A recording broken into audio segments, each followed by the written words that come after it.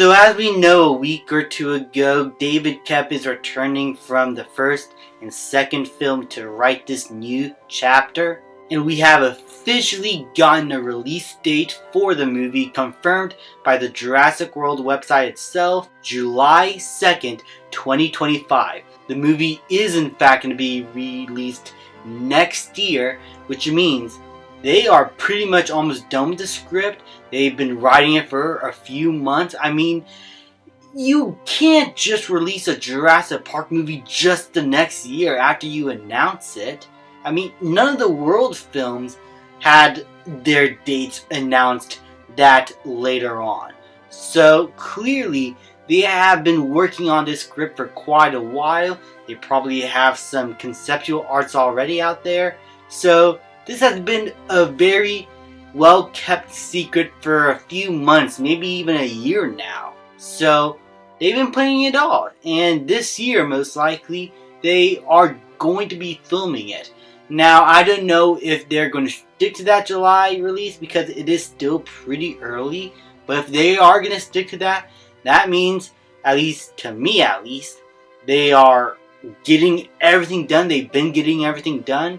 So yeah, that is pretty good news. We got a release date and it's coming earlier, and if it's not being rushed, then I'd be excited to see it. However, one of the more interesting things to come out is a certain rumor, which is that David Leitch, director of Hobbs and Shaw, Deadpool 2, Atomic Blonde, and co-director of John Wick, the first film, he is going to be helming this film. Now, it is rumored right now. This could be false, but since it's coming from people like Deadline, then I have hopes that it will be him, because he's a director who's great with stunts, great with action, great with intense fight sequences. If you've seen Atomic Blonde, he's able to do a lot of serious stuff in that movie that are really cool. If you've seen Bullet Train, then you know that he has a knack for fun octane action. And Johnny Depp, he has a strive for getting those emotional moments at the beginning, along with Chad Stahelski. But I don't know. Overall, I think this is a good choice. I think he's done some really good action films. It's definitely not the best of all time, apart from John Wick. But honestly, I have hopes.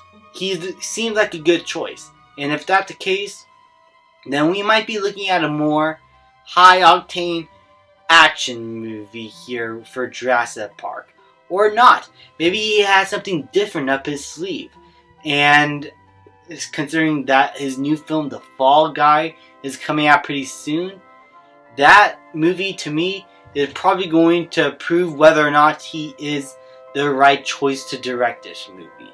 So, I know. I expected someone who is, like, maybe a little bit newer, or maybe a more seasoned director, but he has a natural good resume of good action films and good high budget movies that bring people to the theater.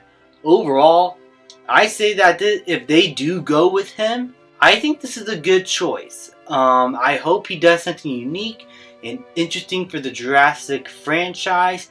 I hope they go back to the tone of the original trilogy and get away from the tone of the Jurassic World trilogy. That trilogy has its own feeling.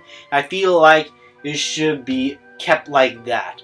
And yeah, I just hope that this new movie is good and it brings Jurassic Park fans back together after the very divisive and negative response of Dominion, which I do enjoy, but I can understand why some people don't like that film, even with the extended cut.